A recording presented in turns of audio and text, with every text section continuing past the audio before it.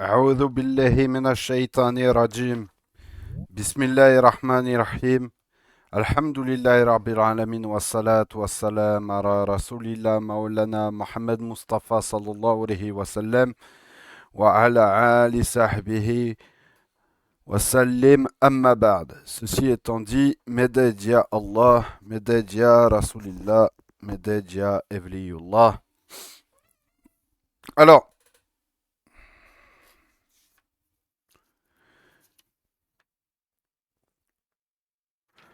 donc, on continue notre cours de la semaine dernière avec le califat de Abu Bakr as-Siddiq radiallahu anhu. Donc, à la, à la mort du prophète sallallahu alayhi wa sallam, les Ansar radiallahu anhum se rassemblèrent sur la terrasse des Banu Sa'ida pour débattre de la démarche à suivre. Lorsque les Muhajirun eurent vent de cette réunion, ils décidèrent de les convoquer.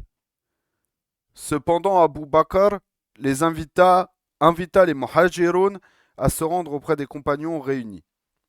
Ainsi, un groupe de Muhajirun comprenant Abu Bakr, Omar, Osman et Abu Ubaida se joignirent à la réunion. Les Ansar suggérèrent que chacun des deux groupes choisisse son dirigeant, ce à quoi Abu Bakr répond. Quraysh est une tribu dirigeante et cela a été confirmé par le prophète sallallahu alayhi wa sallam. Euh, Celui-ci nous dit également, soyez bons envers les Ansar, acceptez leurs bonnes œuvres et soyez indulgents lorsque vous agissez en mal. Dieu dit que nous sommes les véridiques et eux ceux qui réussissent. Donc, ici, le prophète alayhi salatu wassalam, fait référence au verset 8 et 9 de la sourate 59, donc la sourate l'Exode. Non, il n'y a aucun problème, Abdurrahman. Il n'y a aucun problème. N'hésitez pas, Abdurrahman, tu vois, sur le t'as un petit logo de main, si au cas où tu veux prendre la parole, poser une question, poser une question ou quoi, t'hésites pas, tu peux lever la main et comme ça au moins derrière, tu vois, je sais que quelqu'un veut prendre la parole.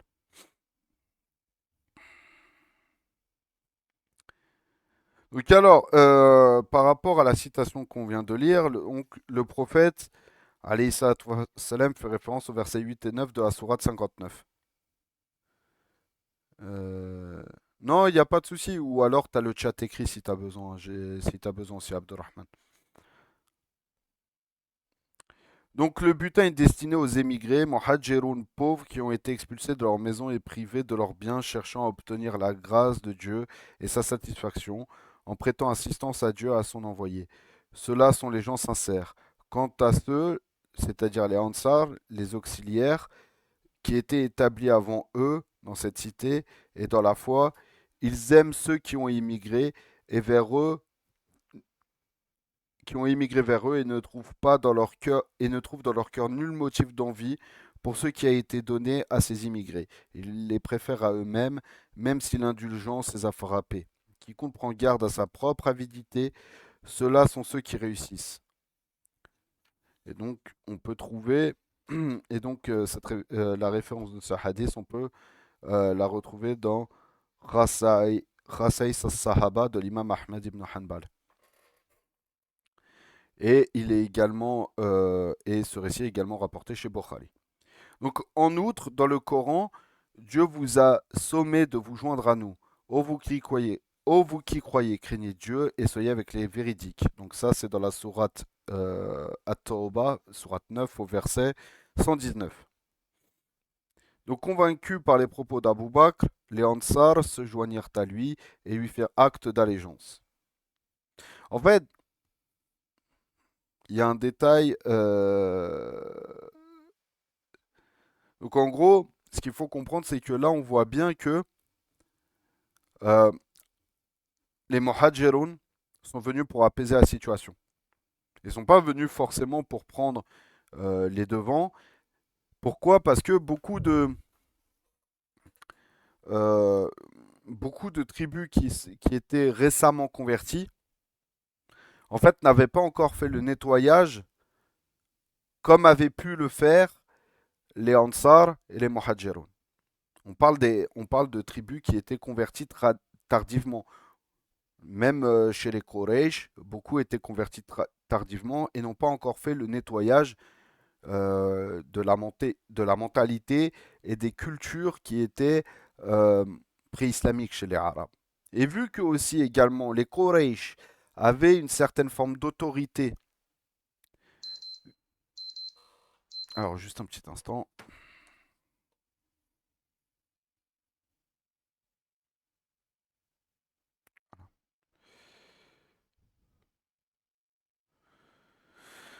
Alors, donc reprenons. Ce qu'il faut comprendre, c'est que vu que les Quraysh représentaient une forme d'autorité sur les Arabes, donc forcément, beaucoup, si le leader qui prendrait la succession du prophète Mohammed ne venait pas des Quraysh, ça aurait créé une grande fitna.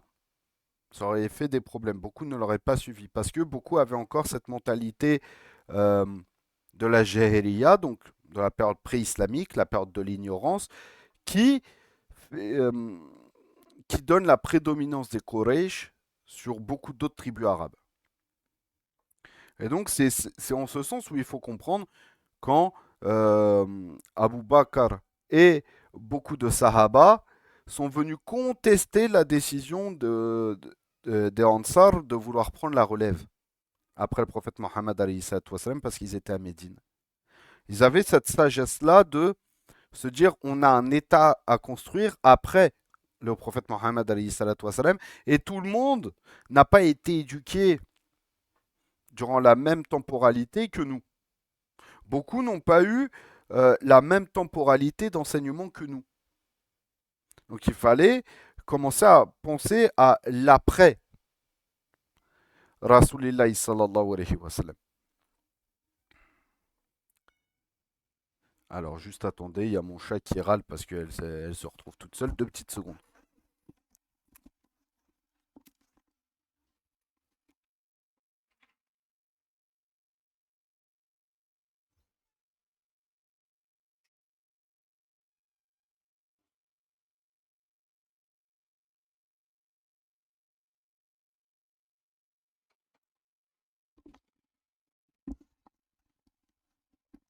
Oh, je vais juste laisser la porte entrouverte comme ça elle arrête de miauler.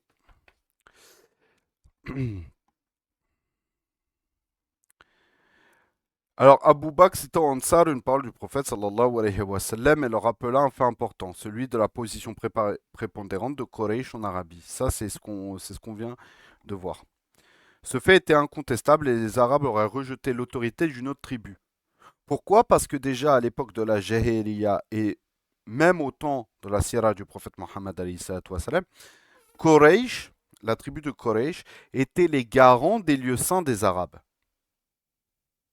Ils étaient les garants des lieux saints des Arabes. Du coup, ils avaient naturellement cette autorité et cette supériorité sur les autres tribus, étant les garants et les protecteurs des, des Arabes, des Arabes de la péninsule.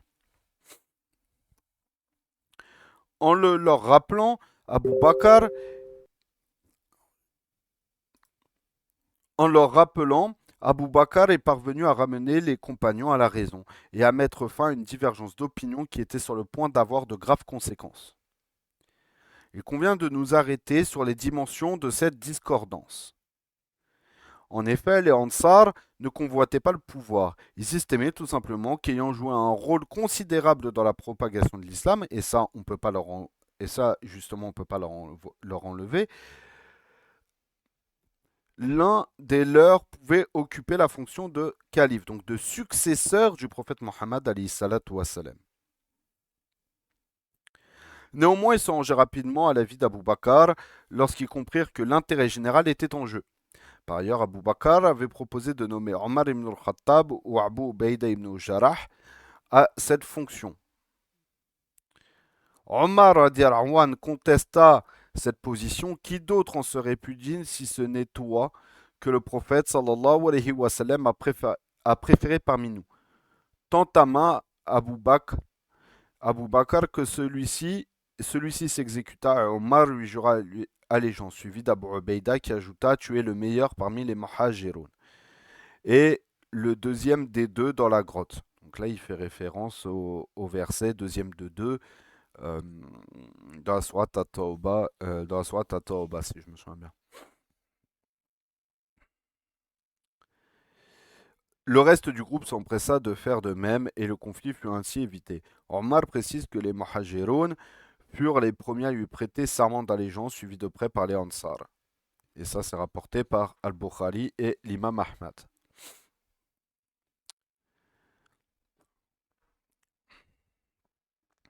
Donc les divergences ne portaient pas sur le poste de calife, mais plutôt sur les mérites de celui-ci qui assumerait cette fonction. Les Ansar avançaient qu'ils avaient joué un rôle considérable dans la propagation de l'islam, tandis que les Muhajirun mettaient en avant leur ancienneté. Enfin, pas leur ancienneté, c'est beaucoup plus le fait qu'ils venaient de la tribu la plus respectée des Arabes et que dès le départ, c'était les premiers à s'être sacrifiés pour le soutien de la religion d'Allah et de la religion d'Allah et de son envoyé, alayhi salatu wassalam. Donc finalement, la simple élocution d'Abu Bakr mit fin à ce désaccord car ses compagnons ne divergeaient pas pour des raisons personnelles ou égoïstes, mais pour la cause d'Allah et dans l'intérêt de la communauté musulmane. C'est d'ailleurs l'amour d'Allah qui les réunit. Étant donné qu'aucun d'eux n'était motivé par la soif de pouvoir, il fut très aisé de surmonter cet obstacle, de parvenir à un accord et de maintenir les liens de fraternité qui les unissaient. Et en fait, là, on voit que l'intelligence, l'intelligence sociale et politique d'un Abu Bakr permet d'éviter les conflits. Et on verra par la suite, durant son califat, que c'est cette même intelligence sociale et politique qui lui fera faire preuve de fermeté quand il y aura besoin de fermeté. On va le voir juste après. Maintenant, petite information importante, il y a certains récits qui existent, qui sont même rapportés chez Bukhari et qui sont rapportés dans d'autres récits, dans d'autres recueils de hadiths, sur justement une embrouille entre Omar Radiawan et ses partisans et une autre partie des Sahaba sur une information vis-à-vis du prophète Mohammed alayhi salatu wassalam, information que beaucoup de Shia aiment mettre en avant pour abaisser la stature de Omar ibn al-Khattab et de dire que les Sahaba ne sont pas à suivre si ce n'est la famille du prophète parce qu'ils ont désobéi au prophète Mohammed alayhi salatu wassalam. On verra ça dans la Sira un petit peu plus en détail. Mais ce qu'il faut comprendre, c'est que les Sahaba, notamment Omar ibn al-Khattab et parmi les Sahaba les plus anciens, savaient faire la différence lorsque le prophète Mohammed alayhi salatu wassalam faisait preuve, même si on sait que le prophète Mohammed alayhi salatu wassalam ne parlait jamais sous l'effet de la passion, qu'il était toujours porté par la révélation, etc. et l'accompagnement d'Allah Azzawajal, mais il savait faire la différence entre les moments où le prophète Mohammed alayhi salatu wassalam était en état justement de pouvoir donner des règles et des instructions et quand il ne l'était pas. Il faut savoir que ce qui est reconnu unanimement chez Ahlul Sunnah wal Jama'a, c'est que par rapport à ce hadith, c'est que ce hadith en fait était dans la période où le prophète Mohammed alayhi salatu wassalam était malade. Et que lorsqu'il était malade, il avait des moments de faiblesse. Et du coup, il ne prenait pas en compte ces moments de faiblesse-là pour éviter que les gens ne comprennent pas la nuance qu'il y a à prendre. Parce que les Sahaba les plus anciens savaient faire la nuance entre ce qui était réservé au prophète Mohammed alayhi salatu wassalam, ce qui était réservé aux Sahaba et ce qui est revêté à certains sahaba et ce qui revêtait de l'ensemble de la communauté et de la compréhension pour l'ensemble de la communauté. Ce qui n'était pas forcément le cas euh, des compagnons récents. Et ils appuient sur ce truc-là, ils appuient sur ce récit-là pour soi-disant pour dire que en fait le prophète Mohammed alayhi salatu wassalam, aurait désigné son futur successeur dans cette révélation et que les Sahaba refusaient parce que c'était Ali ibn Abi Talib qui était désigné, qui ne voulait pas que ce soit Ali ibn Abi Talib qui soit désigné comme calife. Ce qui n'est pas vrai parce que on peut, je fais un petit parallèle mais rapide parce qu'on verra ça plus en détail lorsqu'on abordera ces questions-là dans nos cours sur la Sira. Mais juste le fait que le prophète Mohammed alayhi salatu wassalam insiste pour que ce soit Abu Bakr qui fasse la prière sur la communauté lorsque celui-ci était malade, annoncerait, Allah Wa'alem, mais aurait annoncé la préférence de Abu Bakr sur d'autres pour prendre sa succession derrière.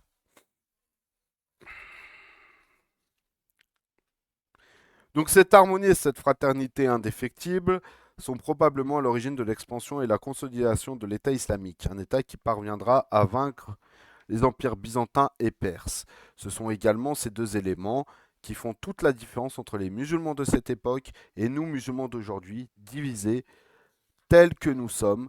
Il nous est impossible de bâtir une civilisation et de fonder un pays ou de représenter notre cause. Petit commentaire. La division a été une prophétie du prophète Mohammed alayhi salam. Qu'on le veuille ou non, on ne peut s'y opposer. Qu'on le veuille ou non, la division que l'on vit aujourd'hui, on ne peut s'y soustraire, puisque c'est une prophétie du prophète Mohammed alayhi salam qui dit que viendra un temps où les territoires des musulmans seront partagés tel un plat autour de leurs adversaires. C'est ce qu'on voit en ce moment. Et les compagnons lui demandèrent, mais que feront les musulmans à ce, mais, que feront les musulmans à ce moment-là? Seront-ils trop faibles et tout, trop faibles pour pouvoir se défendre? Et le prophète Mohammed alayhi salatu wassalam, leur répondra que non, on sera nombreux mais éparpillés tels l'écume de la mer, c'est-à-dire qu'on sera ballottés d'un côté à l'autre. Et c'est ce qu'on voit par exemple en ce moment avec la question de la, la question palestinienne, la question des Ouïghours, la question des Rohingyas, et même la question de, par exemple, ce qui se passe en Afrique centrale. Qu'on le veuille ou non, en Afrique centrale, il y a des musulmans depuis plusieurs siècles, ou au Soudan, etc., et où c'est compliqué de pouvoir trouver une union et de se rapprocher tous ensemble. Donc, dans un premier temps, déjà, c'est une prophétie du prophète Mohammed alayhi salam, on ne peut s'y soustraire. Second temps, pour ce qui est de créer un pays, à quoi ça sert de créer un nouveau pays ou un nouvel État sur base de l'islam alors que chaque pays musulman aujourd'hui, même s'il n'applique pas forcément avec le fantasme qu'on entend aujourd'hui sur Internet, ouais mais non c'est pas des pays musulmans parce qu'ils appliquent pas la charia. Laissez ça, laissez ça aux mecs qui veulent leur fantasme, qu'on le veuille ou non.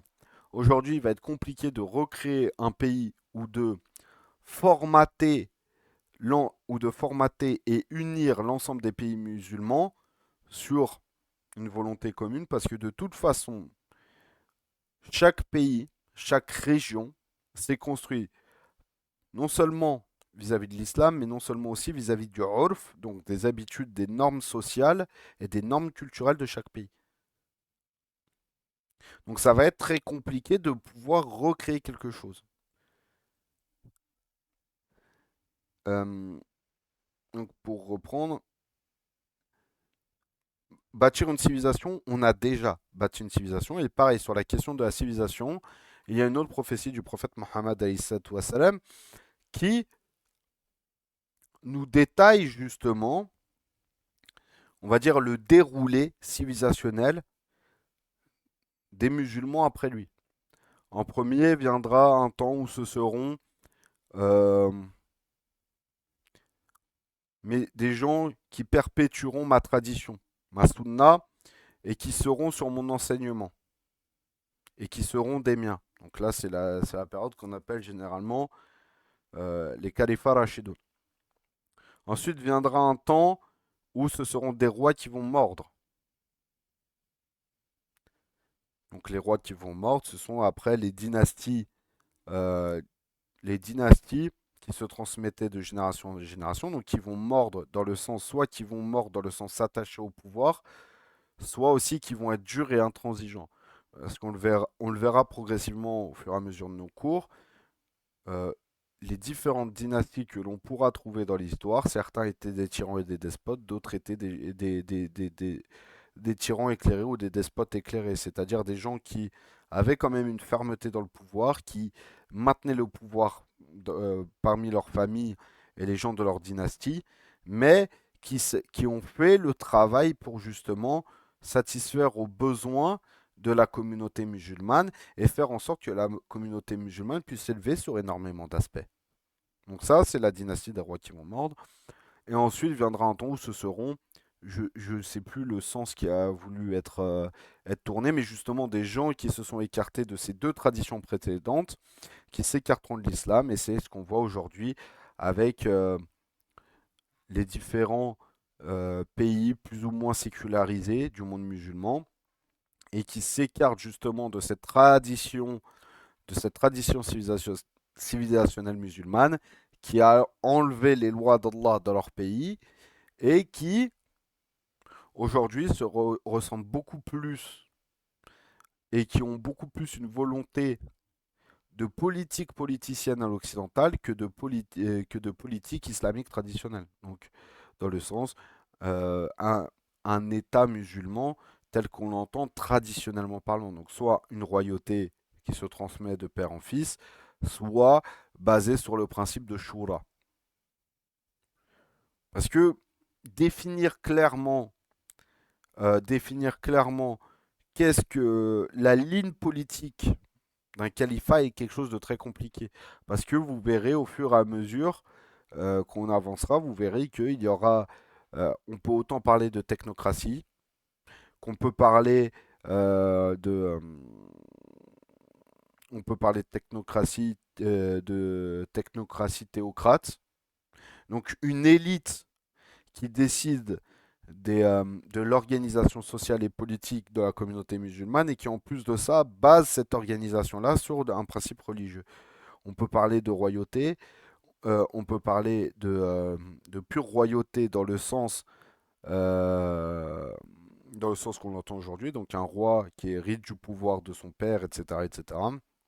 On peut parler d'une certaine, j'ai pas envie de dire de démocratie, parce que ça serait un peu galvaudé, mais à minima de proto-république islamique. Ça, on le verra avec la succession d'Omar ibn al-Khattab, mais toujours saupoudré d'un peu de technocratie, parce que c'est pas tout le monde qui participe à ça. Enfin bref, vraiment, la construction au niveau politique et la définition euh, politique de la civilisation musulmane, elle est impossible à établir. Vraiment, c'est quelque chose d'impossible à établir. Pourquoi? Parce que ça a toujours évolué en fonction du temps, en fonction des besoins de la communauté, et de la réalité religieuse, tribale et, euh, tribale et régionale en fait de la communauté musulmane. C'est-à-dire que euh, la réalité sociale et politique est politique dans le sens de gestion d'une cité ou d'une communauté, hein. Donc la gestion sociale et politique en Afrique de l'Ouest n'est pas du tout, ne se base pas sur le même urf, donc les mêmes normes tribales et les mêmes normes sociales que par exemple en Asie centrale ou en Indonésie. C'est pour ça que même s'il y avait un État central, un califat, il y avait aussi à côté des sultanats indépendants qui, euh, qui dépendaient du pouvoir central, qui portaient allégeance au pouvoir central, mais qui géraient plus ou moins en autonomie leur coin. Et ça, c'est l'organisation qui perdurera de la fin des Omeyyades, début des Abbassides, donc à partir du moment où les Abbassides prendront le pouvoir, on va le voir progressivement, jusqu'à la fin des Ottomans. Jusqu'à la fin des Ottomans. Enfin, en tout cas, du moins à partir du moment où les Ottomans commenceront à perdre des territoires, soit par des colonisations extérieures, soit par l'autonomie et l'envie d'autonomie de leur propre population, des anciens territoires ottomans. Donc ça, c'est une parenthèse qui était importante à rappeler, c'est que ça sert à rien aujourd'hui de venir se faire, de venir faire les fantasmes de notre communauté est faible, du coup on ne peut pas fonder un pays musulman, bâtir une civilisation et représenter notre cause. Que chacun représente la cause des siens et défendre la cause des siens et faire en sorte de travailler chez soi avant de vouloir venir forcément uniformiser tout. Et autre point, le jour où le Mahdi, alayhi salam, apparaîtra, là, il y aura justement le Mahdi Muntadar. Là, justement, à ce moment-là, on va pouvoir parler de réunion, donc réunion du monde musulman sous une seule bannière et un seul territoire.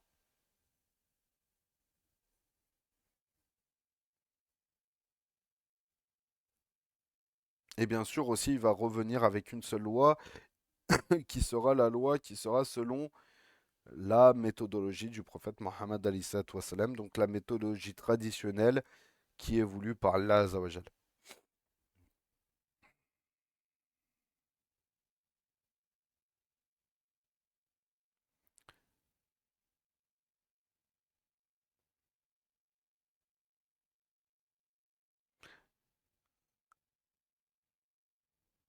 C'est en surmontant, parce que là il dit en gros le docteur Amin Al-Qada il dit que c'est lorsque nous serons capables de nous entraider sur ce qui nous unit et nous pardonner mutuellement lorsque nous divergeons que la victoire se rapproche. Et c'est en surmontant les divergences que les Sahaba désignèrent le premier calife de l'islam, Abu Bakr as-Siddiq.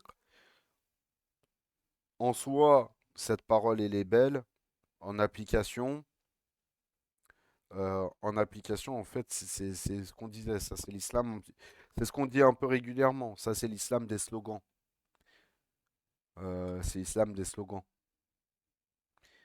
L'application est que, qu'on le veuille ou non, tel que l'islam est construit aujourd'hui, je suis pas en train de dire qu'il faut, je suis pas en train de dire que les divisions sont normales, mais lorsqu'on parle de divergence, c'est de quoi on parle? Est-ce qu'on parle de divergence d'ordre de jurisprudence en fonction de l'école que tu vas suivre, qui dépend de la culture dans laquelle elle s'est construite, ou est-ce que tu parles de divergences profondes qui ne peuvent pas nous rassembler aujourd'hui, comme par exemple avec les Shia, les Khawarij, les Wahhabis ou autres.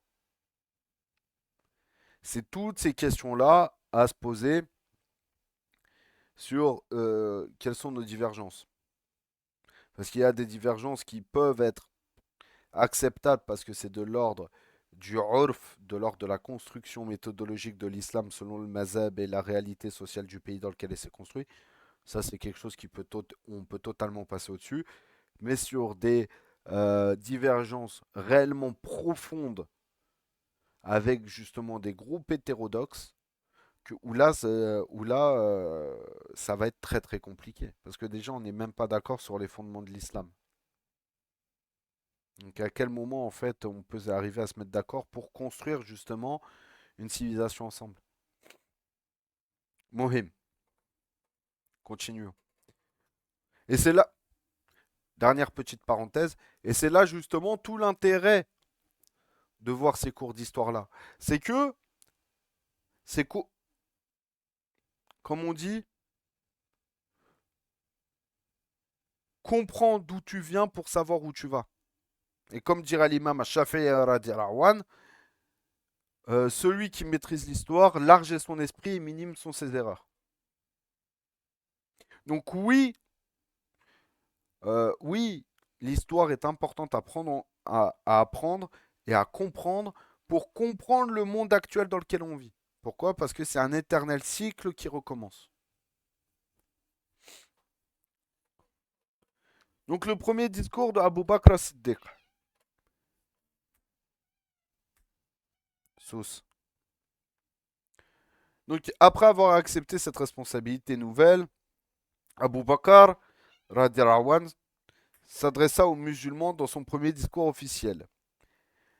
J'ai été investi de cette charge et je ne suis pas meilleur que vous. Si j'agis bien, soutenez-moi. Si j'agis mal, corrigez-moi. La vérité est que cette responsabilité m'a été confiée. C'est une amana. Et le mensonge est une trahison. Le plus faible d'entre vous est puissant à mes yeux, jusqu'à ce que je lui obtienne son droit. Et le plus fort parmi vous est faible à mes yeux, jusqu'à ce que je lui arrache le droit qu'il a volé aux autres. Si l'on cesse nos efforts pour Dieu, il nous déshonorera.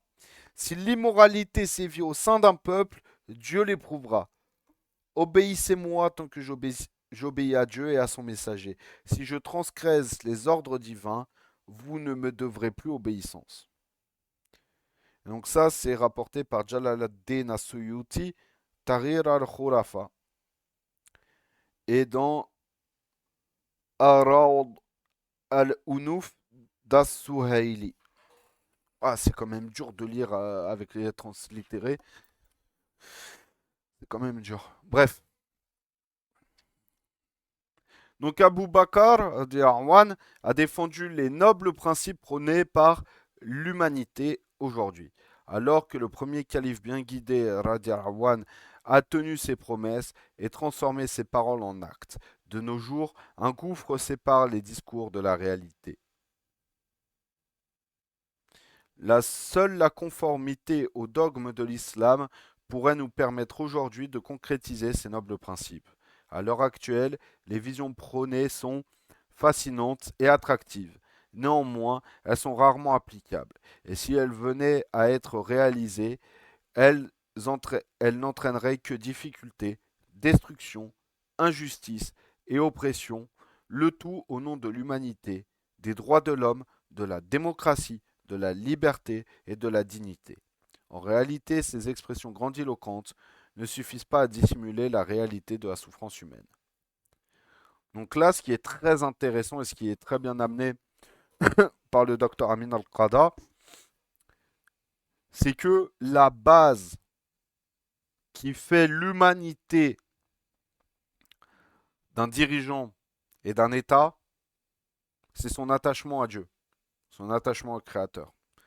Au plus le rapport qu'aura le dirigeant et l'État avec Allah Azawajel, le prophète Mohammed alayhi salatu wassalam, le suivi des Sahaba, l'amour des Ahlul Bayt, alayhim salam, etc., etc., au plus le dirigeant va être attaché à ces notions-là, au plus la justice régnera dans son pays. Si on commence à dévier ne serait-ce que d'un seul de ces principes-là, on aura beau s'appeler démocratie, on aura beau s'appeler république, on aura beau s'appeler, je sais pas, utopie, avoir des beaux discours, des belles paroles, des jolies les, liberté, égalité, fraternité, des choses comme ça, tant que l'on n'est pas dans l'attachement à Allah Zawajel, au prophète Mohammed Ali salam et l'ensemble de ce qu'il nous a enseigné, l'amour des Ahlul Bayt, des héritiers du prophète Mohammed Ali salam, et enfin le suivisme des Sahaba, puisque tout comme les Ahlul Bayt, les Sahaba ont été éduqués par le meilleur des hommes, la meilleure créature qui ait foulé la terre, celle dont la création de son ruh, de son âme, a inspiré l'ensemble de la création. Et ça, on dévie ne serait-ce que d'un petit peu de l'attachement à ce chemin-là, et c'est tout qui s'effondre. Donc maintenant, pour ce qui est de son salaire. Le khilafa étant une immense responsabilité qui lui fut confiée juste après la mort du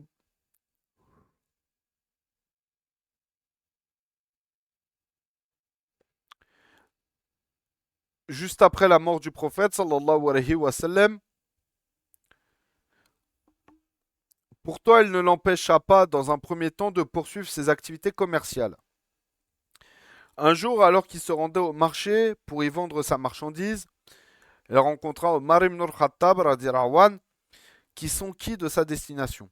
En apprenant la raison qui le poussait à se rendre au marché, il lui demanda étonné: ne t'a-t-on pas confié la gestion des affaires des musulmans?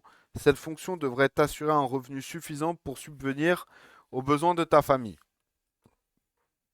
Retourne donc à la mosquée.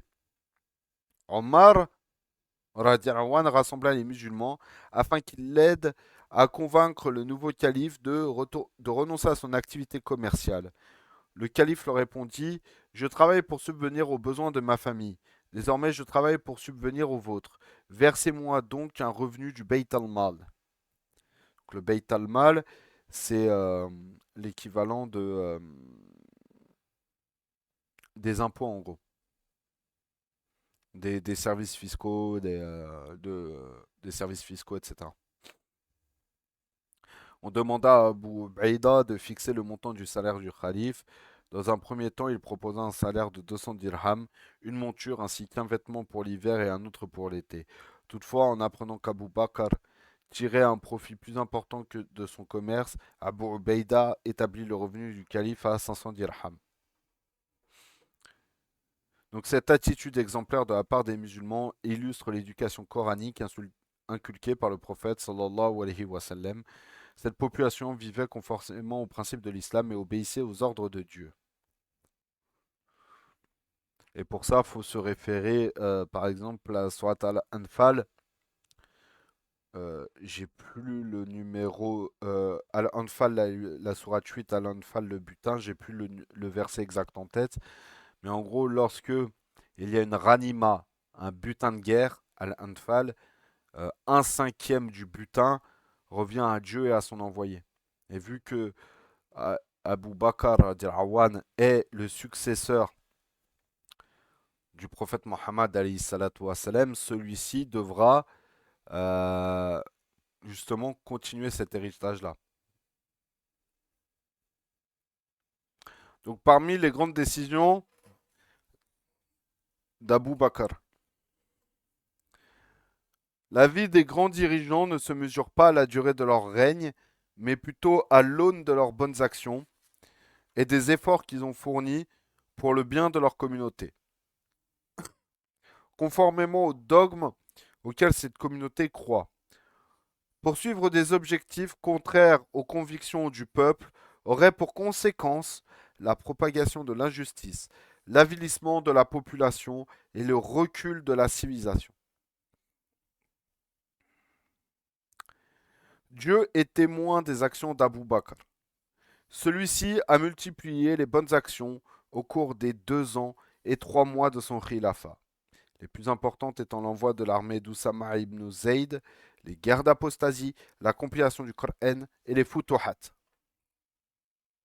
Donc le terme Futuhat signifie littéralement ouverture, et en gros ça désigne les grands mouvements de transmission de l'islam entamés par les musulmans. Euh, il- Généralement on peut utiliser le terme de Futuhat pour le terme de conquête, mais le docteur Amin Al-Qada trouve que ce terme est inadapté, puisqu'il renvoie à des notions de colonisation, d'avilissement, contrainte au principe de l'islam et à la réalité historique de ce mouvement. En fait, qu'on le veuille ou non, l'islam est impérialiste. Qu'on le veuille ou non, l'islam est impérialiste. À partir du moment où le khilafat de Abu Bakr, les Sahaba ont pris l'héritage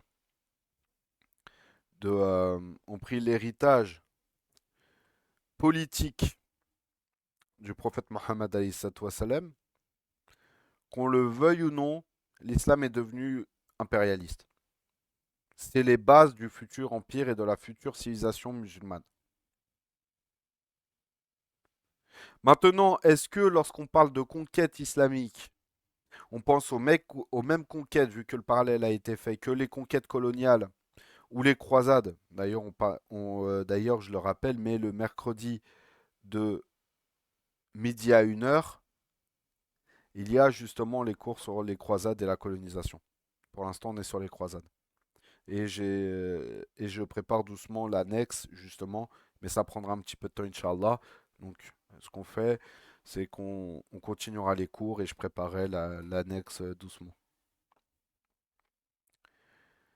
Donc, est-ce qu'on peut comparer les conquêtes musulmanes à ça? Non. Est-ce que maintenant, ça veut dire que l'ensemble des conquêtes se sont faites dans la paix? Dans la paix? Non. Quand je dis ça, il faut bien comprendre ce que je dis. Qu'on le veuille ou non, une conquête militaire, c'est pas quelque chose, euh, c'est pas quelque chose qui se fait proprement. Comme on dit, il n'y a pas de guerre propre. Donc, bien sûr qu'il y a du sang qui est versé, bien sûr qu'il y a des morts, même si cela est demandé d'être évité le plus possible, bien sûr que, comme on dit, les dommages collatéraux sont possibles dans une guerre, notamment dans la conquête d'une cité. Maintenant, est-ce que c'est quelque chose qui est naturellement voulu par les musulmans et qui est naturellement demandé en islam? Bah non, ça serait mentir. Donc en fait, on ne peut pas rentrer toujours, comme je l'ai dit à plusieurs reprises, dans cette espèce d'islam des slogans, de vouloir dire que Futuhat n'est pas forcément des conquêtes, mais des ouvertures de la propagation et de la da'wah. Il y a, oui, il y a du vrai parce que il y a certains territoires qui n'ont jamais été conquis par l'épée, mais qui ont été conquis par les cœurs et le commerce. Mais il y a des territoires qui ont été conquis avec des conquêtes militaires. Et que à partir du moment où tu crées une civilisation qui est impérialiste, qui veut créer un empire, et que cet empire-là a un but d'expansion, parce qu'il est porteur de la vérité divine, bah forcément tu vas te retrouver à des moments face à une opposition armée. Et donc là, tu rentres dans un cadre, dans la jurisprudence du djihad, par exemple, de laisser, lorsque tu assièges une ville, de laisser en première option que les gens te laissent rentrer et qui se soumettent à l'autorité naissante. La deuxième option, si les hostilités commencent et que en cours de route, ils décident de se soumettre, d'arrêter les conflits, de demander la paix, de se soumettre et de transmettre l'autorité, le, la guerre s'arrête et la transition se fait. Et la dernière option, bah, c'est le conflit continue tant que la cité n'est pas prise ou que l'armée des musulmans est obligée de faire un repli. Donc, est-ce que le terme de conquête est applicable est applicable pour moi pour définir le terme futuhat? Bien sûr que oui. Est-ce que maintenant, euh,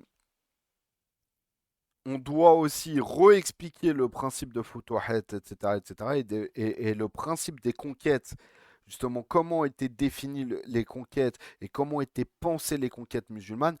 Bien sûr que oui. Et c'est pour ça aussi que ces cours-là servent à ça. C'est de redéfinir les termes et de ne pas avoir peur aussi des termes. Oui, notre religion est impérialiste. Oui, notre religion est conquérante, mais elle est conquérante dans le but d'appeler à la vérité. Et on voit bien aussi que ce n'est pas parce que nous avons conquis des territoires, salam alaikum, c'est pas parce que nous avons conquis des territoires que nous avons opprimé et été injustes envers les populations locales. Et par exemple, wa alaykoum salam wa rahmatullah.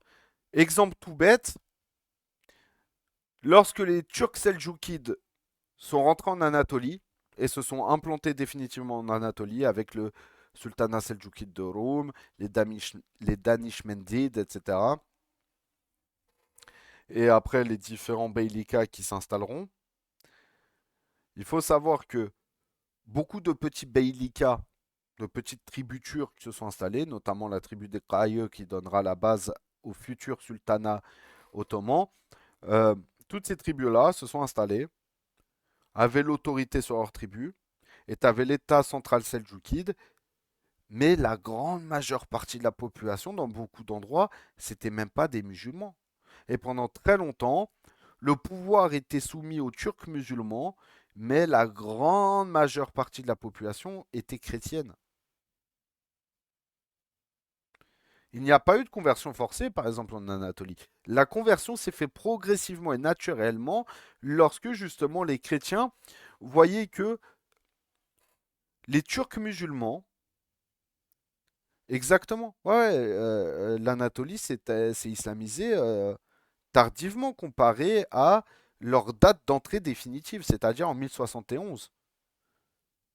Elle a mis longtemps à s'islamiser, l'Anatolie.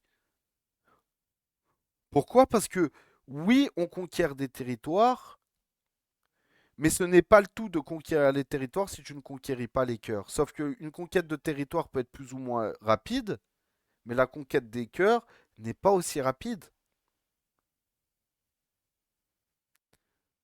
Et la conversion s'est faite progressivement, et c'est en ce sens où justement les Turcs qui vivent aujourd'hui en Turquie, et même un peu les Azerbaïdjanais, n'ont pas forcément la tête des régions originales des Turcs, donc ce qu'on appelle les Turco-Mongols, donc cette tête beaucoup plus asiatique, etc. Pourquoi est-ce qu'ils ont une... Souvent, ils peuvent avoir des têtes assez occidentales, assez occidentalisées. On a un peu ces têtes comme ça. C'est tout simplement parce que l'islamisation de l'Anatolie s'étant fait progressivement et naturellement, mais en fait, les convertis à l'islam locaux, qui étaient soit des Grecs, soit des Arméniens, quelques aussi chrétiens d'Orient qui ne sont pas forcément ni arméniens ni byzantins, enfin du orthodoxe, quelques juifs. En fait, cette conversion progressive a fait que progressivement, en fait, même en se convertissant, ils prenaient un peu cette culture turco-islamique. Et c'est en ce sens où aujourd'hui, bah, beaucoup de Turcs conservent ces traditions-là, mais conservent également le faciès, la ganache de leurs ancêtres. Donc des Grecs, des Arméniens, etc. Il faut se réapproprier nos termes, il faut se réapproprier notre histoire et il faut être fier de ce que nous avons fait. Et il faut assumer aussi certains faits peut-être un petit peu plus obscurs, mais de un, les recontextualiser, de deux, redire le but profond de ces choses-là. Pourquoi? Parce que l'analyse aujourd'hui occidentale de la civilisation musulmane, elle est injuste. Pourquoi? Parce que ce sont des gens qui ont bafoué toutes les normes et valeurs spirituelles, éthiques et morales intrinsèques à l'humanité, ce qu'on appelle al-fitra, pour aujourd'hui venir se placer en donneur de leçons sur ce qui soi-disant ne serait pas humain et ce qui soi-disant serait, comment je pourrais dire ça, Euh, serait des choses barbares, immorales, anti-civilisationnelles, ce que vous voulez.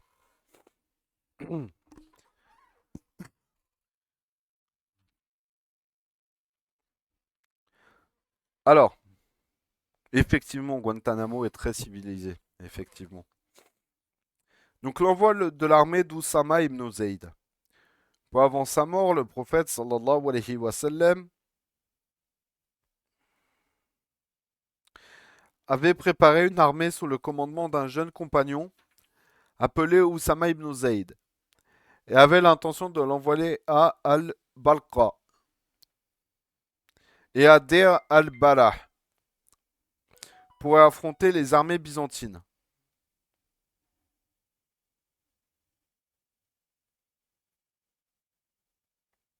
Ah ouais, j'ai compris pourquoi ça.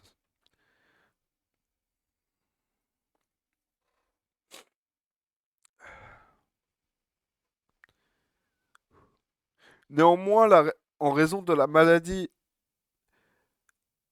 en raison de la maladie du prophète sallallahu alayhi wa sallam, l'armée musulmane ne quitta pas les alentours de Médine pour attendre l'ordre définitif de départ.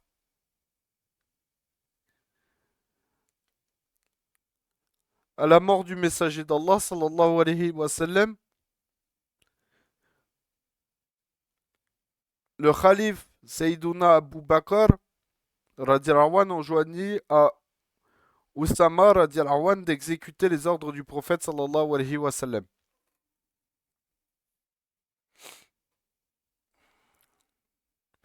Il se rendit lui-même auprès de l'armée pour saluer les soldats et tirer la bride de la monture du commandant tout en marchant à pied. Le jeune chef de l'armée lui dit alors: chevauche ta monture, sinon je marcherai à tes côtés. Abu Bakr radiallahu lui répondit: pourquoi ne couvrirais-je pas mes pieds de la poussière au service de Dieu sallallahu alayhi wa sallam. Le calife au service de Dieu d'Allah Jalla Jalaluhu. Le calife lui demanda ensuite l'autorisation de garder Omar radiallahu anhu à ses côtés pour le conseiller. L'armée musulmane accomplit sa mission avec succès avant de regagner Médine. Certains historiens affirment que cette mission aurait duré.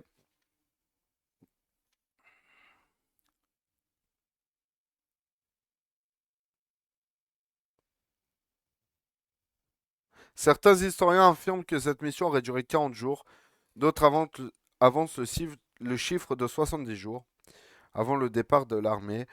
Abu Bakr radiallahu anhu dit à Oussama: accomplis scrupuleusement la mission que t'a confiée le prophète alayhi salatu wassalam, et empresse-toi de rentrer.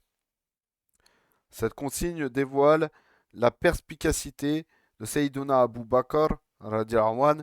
En effet, le monde musulman comptait en son sein des tribus non musulmanes et d'autres récemment convertis à l'islam en raison de la mort du prophète sallallahu alayhi wa sallam.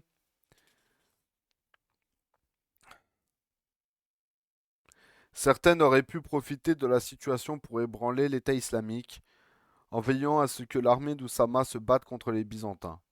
Sayyiduna Abu Bakr radiallahu anhu souhaitait réaffirmer la puissance de l'État. Cette décision eut l'effet escompté, car à la vue de l'armée musulmane, certaines tribus renoncèrent à leur projet de révolte.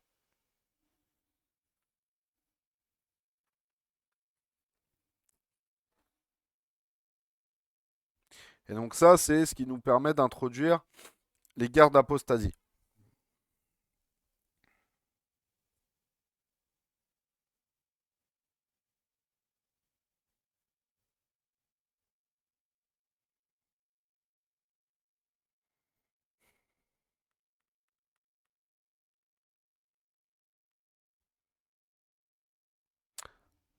On va garder ça pour la semaine dernière. On va garder ça pour la prochaine fois, Inch'Allah.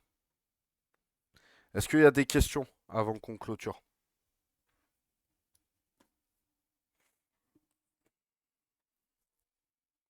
Profitez-en maintenant pour poser vos questions. Si vous voulez ouvrir les micros, allez-y. Après, on fera une petite pause, Inch'Allah, et on reprendra après pour la lecture de Hayat Sahaba. Pour le temps un petit peu plus ouvert ouvert et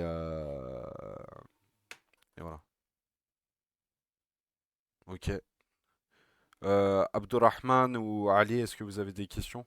Abdurrahman, si tu peux pas ouvrir ton micro, c'est pas grave. Mais Ali, soit tu peux les poser à l'écrit, soit.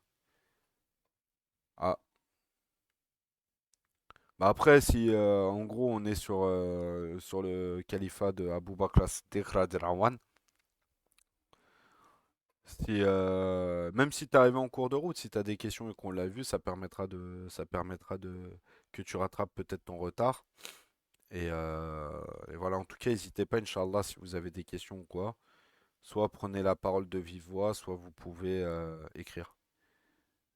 Euh, il y avait eu des dissensions parmi les Ansar lors des élections des califes comme Abu Bakr. En fait, vraiment, J'ai envie de dire, la seule grande, entre guillemets, fitna qu'il y a eu au moment des élections avec les Ansar, c'était lors justement de juste après ce moment-là. C'est-à-dire que souvent après les Ansar euh, suivaient, suivaient généralement en fait le mouvement.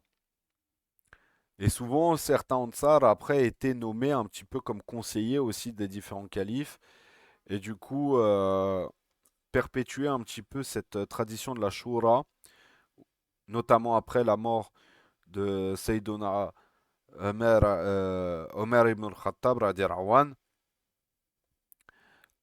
où ils ont justement participé à cette shura de désignation du futur calife.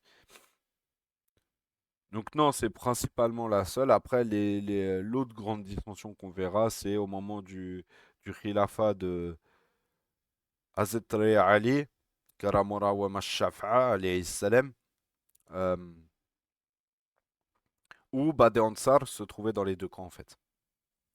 Des Ansar se trouvaient dans les deux camps et, euh, et ont participé en fait à la bataille de Siffin. Donc non, non, c'était vraiment la seule exception. Wafik. Et certains ont-ils privilégié. En fait, tu as certains récits, c'est ce que j'expliquais un petit peu plus tôt. Déjà, il faut comprendre deux choses. Tu trouves certains récits qui montrent une opposition des Sahaba, notamment de Sayyiduna Omar ibn al-Khattab radiallahu anhu, qui se sera opposé à une décision du prophète Mohammed alayhi salatu wassalam. Je te la fais très courte parce que je te la fais très courte et si tu veux, tu regarderas la rediffusion, je détaille un petit peu plus. Mais en gros, tous les récits où tu trouves euh, l'opposition de Omar ibn al-Khattab, ouais, voilà, c'est ça, la calamité du jeudi. En fait, ce qui est accepté en fait chez nous, chez les muhaddissines de chez nous, Ahlus Sunnah wal Jama'a, qui est accepté par la majorité de ulama chez Ahlus Sunnah wal Jama'a, c'est que les Sahaba en fait via l'éducation du prophète Mohammed alayhi salatu wassalam, savait faire la différence lorsque le prophète Mohammed alayhi salatu wassalam était en bonne santé et était en pleine conscience de soit de révélation, c'est-à-dire qu'il était en état de d'ilham, donc de révélation, soit soit quand il était dans la pleine mesure de sa réflexion. Et en fait, à ce moment-là, donc, la calamité du jeudi, c'était au moment de sa maladie, et que du coup, les Sahaba avaient fait la différence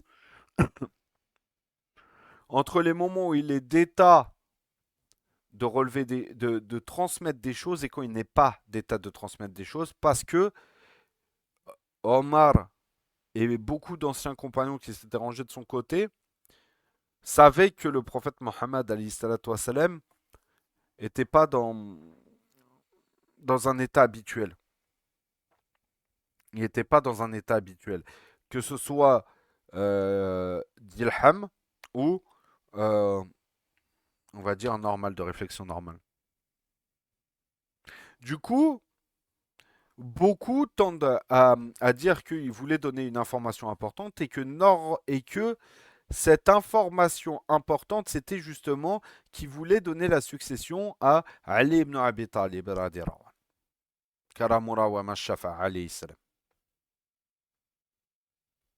Allah wa'alem, en tout cas, qu'est-ce qui fait que beaucoup aussi ont dit que le prophète Mohammed et Allah Zawajel ont préféré Abu Bakr as-Siddiq, c'est lorsque le prophète Mohammed avait insisté pour que ce soit Abu Bakr radiallahu anhu, qui dirige la prière sur la communauté et qu'il avait et qui s'était énormément opposé lorsqu'ils n'ont pas trouvé Abu Bakr radiallahu anhu, Sayyiduna Abu Bakr radiallahu anhu, et que c'était Omar ibn al-Khattab, Sayyiduna Omar ibn al-Khattab, qui le remplaça pour la prière. Donc beaucoup expliquent que, en fait, la préparation du khilafa pour Abu Bakr, Sayyiduna Abu Bakr radiallahu anhu, a été voulue par Allah Azawajal et son envoyé bien avant, en fait, au moment de la maladie du prophète Mohammed alayhi salatu wassalam. Maintenant, il y a aussi certains récits. euh,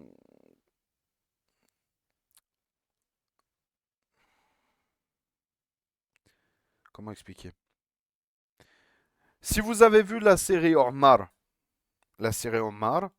à un moment, Abu Sofyan, le personnage d'Abu Sofyan dans la série, discute de Sayyiduna Abu Sofyan, radiallahu anhu, discute avec euh, Hazrat Ali, Karamura wa Mashafa'a alayhi salam, en disant que ça serait lui qui aurait dû prendre la succession au lieu de Abu Bakr parce que son clan était plus puissant.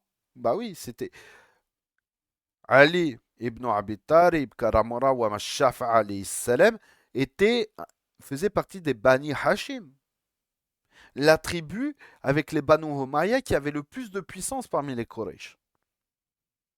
La tribu de Abu Bakr Siddiq. euh, alors, juste deux petites secondes, que je reprenne le nom de la tribu de Abu Bakr. C'est Banu Taym. Et Alay Berekfik, les Banu Taym. Et les Banu Taym étaient une tribu qui était de moindre importance et de moindre puissance en fait dans la hiérarchie des Quraysh. Alay Berekfik Ali. Donc cette scène-là montre que en fait parmi les récemment convertis, notamment les anciens de Quraysh, certains voulaient justement garder un petit peu cette tradition un petit peu clanique de la supériorité des clans. Et Ali ibn Abi Talib a refusé. Mais en soi, en, en soi, si réellement le prophète Mohammed Ali salatu wassalam, et surtout Allah Azawajal, Jalla Jalaluhu, avait voulu que, dans l'absolu, que ce soit Ali ibn Abi Talib, Karamura wa Mashafa, qui soit le successeur, il aurait fait en sorte d'inspirer les gens dans le cœur pour désigner Ali ibn Abi Talib. Il aurait fait en sorte que ce ne soit pas Abu Bakr radiallahu anhu, qui soit désigné pour diriger la prière sur les musulmans pendant la période de faiblesse du prophète Mohammed alayhi salatu wassalam, mais que ce soit Ali ibn Abi Talib. Faut pas, et ça c'est mon conseil, faut pas commencer à aller regarder dans les récits de Fiten si on n'a pas une foi suffisamment solide. Pourquoi? Parce que ça peut très très vite nous faire dériver sur des problématiques sectaires qui sont assez fortes, notamment les problématiques qu'on peut retrouver chez certains chiites, chez les coranistes, etc. Et même chez certains wahhabis et autres groupes hétérodoxes un peu de cet acabit-là. Il vaut mieux par moment délaisser certains récits et ne pas écouter les gens qui rapportent certains récits, se fermer non seulement les oreilles mais aussi le cœur. Pourquoi? Parce que ça peut amener des conséquences au niveau de notre foi qui est problématique quand on n'a pas les outils pour. Parce que tu as des gens qui ont été construits dans une idéologie sectaire et qui ont été construits dans une idéologie qui n'est pas traditionnelle à l'islam et ce qui a été voulu chez Ahlul Sunnah wal Jama'a de manière traditionnelle. Donc vraiment, c'est un conseil, faites attention avec ce genre de récit. Est-ce qu'il y a une dernière question, une ou deux dernières questions à traiter et après on va arrêter là, on va faire une petite pause et ensuite on va faire une demi-heure de lecture de Hayat Sahaba après. Donc on reprendra vers 21h30 pour jusqu'à à peu près 22h et après on s'arrêtera là.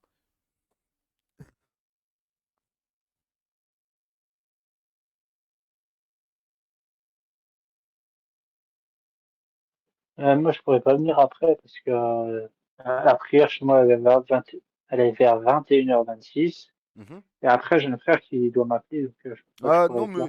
mais pas de souci, Ali. Après, c'est un moment c'est un moment qui est pas enregistré. C'est un pur moment de mohabbat en fait. C'est Hmm. c'est plus un moment de mohabbat. Si ouais, moi aussi, ça va pas tarder chez moi. Ça va pas tarder aussi. Si Quelle heure il est tu là? moi c'est 21h09 et 21, ah, ils vont tenir 9. ouais, et donc moi ça va peut-être. Euh, Voilà.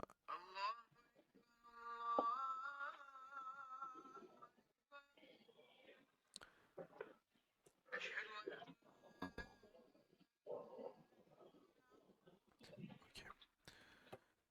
Du coup, donc, du coup, je vais. Ah oui, oui, oui, oui, oui. Je t'ai même pas reconnu, qu'est-ce qu'il Abdurrahman. Je t'ai même pas reconnu. Mashallah. y a? Je savais pas que c'était toi, excuse-moi. Donc voilà, moi je fais la petite doha je fais la petite doha et ensuite j'arrête l'enregistrement et après je mets en pause et on se retrouve après Inch'Allah.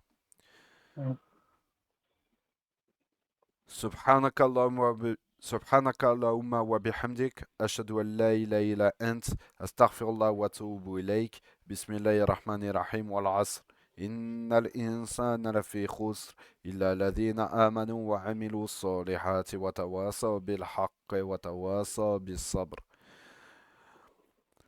اللهم صل على سيدنا محمد عدد ما في علم الله صلاة دائمة بدوام ملك الله سبحان ربك بعزة ما يصفون وسلام على المرسلين والحمد لله رب العالمين الفاتحة